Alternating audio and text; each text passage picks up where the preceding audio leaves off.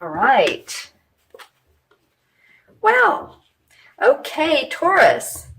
We have some sword cards.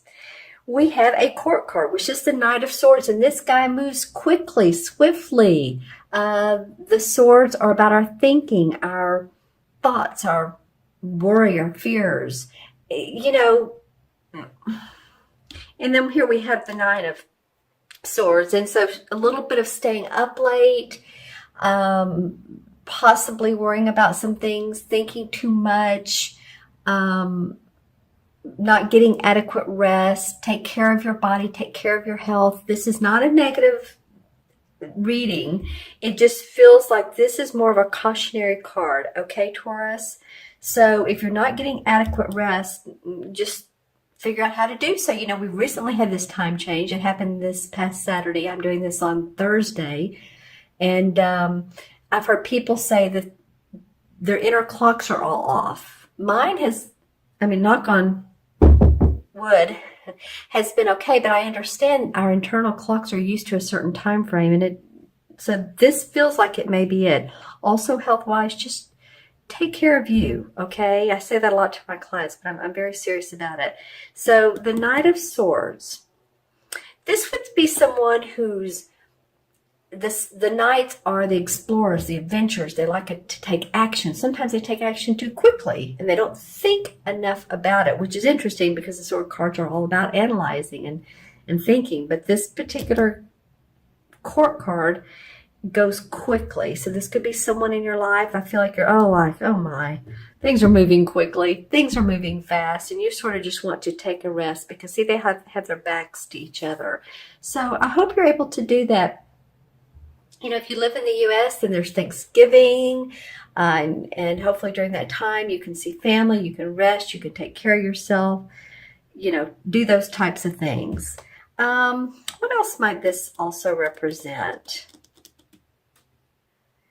Like I said, an air sign, this would be a Gemini, Aquarius, or Libra, Sun, Moon, or Rising. It could represent one of those three signs, Sun, Moon, or Rising.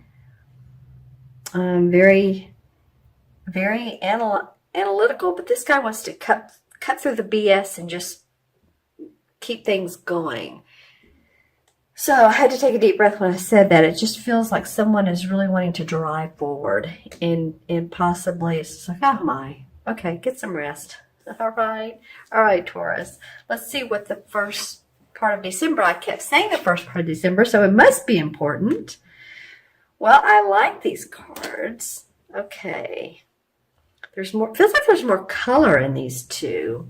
We have some red here, but we have a lot of icy white, and then we have some black, and this feels more red, orange. So, you know, maybe that's what I was picking up on is this first 2 weeks of December. Here we have the Three of Cups, which is about celebration, which is about friends getting together.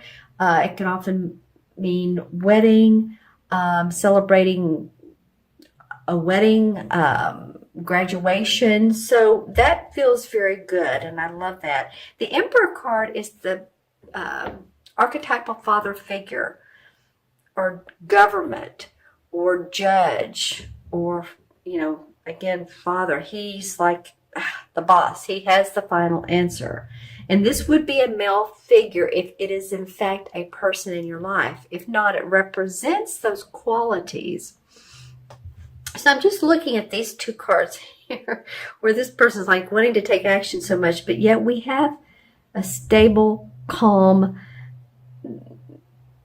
essence around here. And I think possibly if things are feeling like they're moving too quickly, then we sort of get a handle on things in the first 2 weeks of December. Maybe, you know, the end of November, like I said, beginning of December you start to relax more. Let's see what the transition card can be between month to month.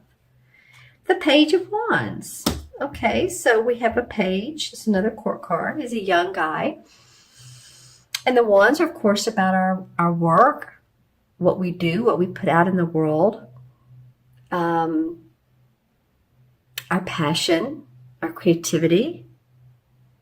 And the page is young. So, of course, the young dudes bring news. So possibly hearing news. Now, this sometimes can be of a birth or the birth of an idea, birth of a job, birth of a project, birth of a relationship. But I feel like something's going to transition for you.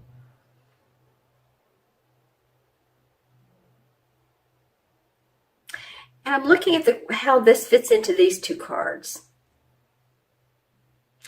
And as I see that this is facing celebration, so that's good. And the Emperor, it just feels very staid to me. And I don't mean that in a bad way. I mean just very practical, grounded energy.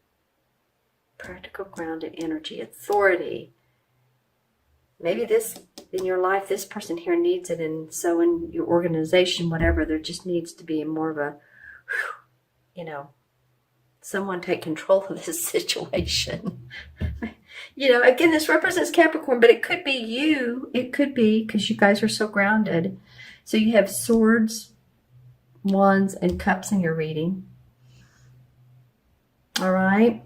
Let's take a look at the crystal and see what else. It'll be this crystal. I'll hold it to the side. And this is for Taurus, November 15th through December 15th. What comes up for Taurus, Sun, Moon, or Rising? Any colors? Like what chakra might... Okay, so this is coming up. Some golden amber, which would be the third chakra, which would be this one. It's about owning your inner confidence, your strength, the I am. Excuse me. It's also where we hold our emotions, so taking care of the body, the digestive area. For me, the throat. There's nothing wrong with my throat. I just have a tickle today. Let's see what else for Taurus. You know what? Since I did that, it might be your throat. Take care of your throat, Taurus. Some of you may be experiencing allergies, colds, hopefully not flus. Just saying, this is the time of year. So this might be this rest card. Is just, I know a lot of you want to communicate and all with family and all coming up for the holidays. Well, this would be a hard visual to describe. There's a lot of activity. It's beautiful. The sun is on one side, and then on the other side of this, like this straight plane is more of a, like what I was talking about, like an icy blue color, sort of like this, the way this is.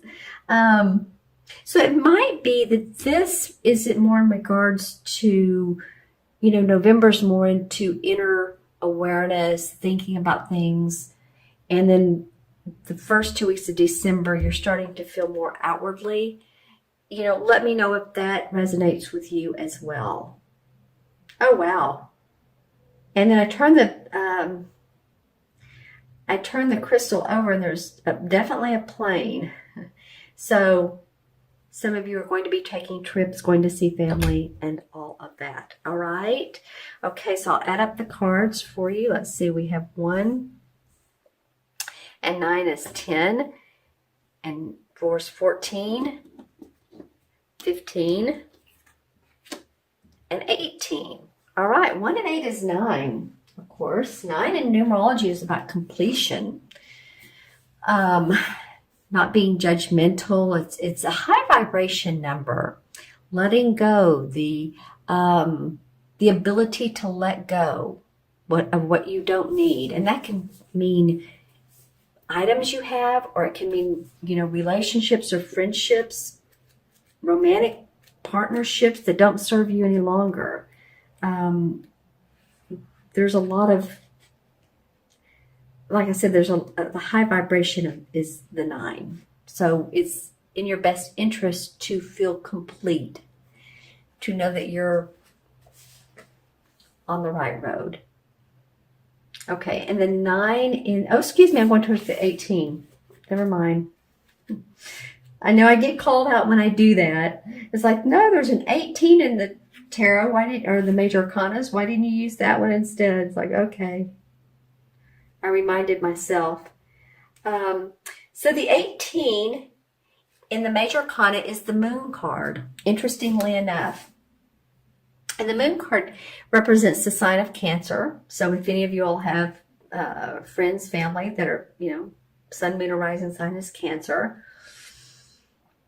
this card usually means a hidden path. If you think about this card, there is a path. There's a huge moon above it and a face in the moon. And then there's two coyotes on each side of the path. And then there's a crab. So it's like, ooh, secrets, hidden agendas. Which way do we go? A scary path. Not scary is really scary, but sort of, how do I want to say this? Not sure of. But it's also a card where I always tell people, use your intuition. You know what to do. There can also be, indigestion, heartburn. This card can indicate that. Drug use. So it's a real hidden agenda type of card. So you all take care of yourself on your path. Use your intuition, because that sign of Cancer is so intuitive. And I think, all in all, it feels good. By the second part of December, there's celebration, there's love in the air, there's happiness and joy.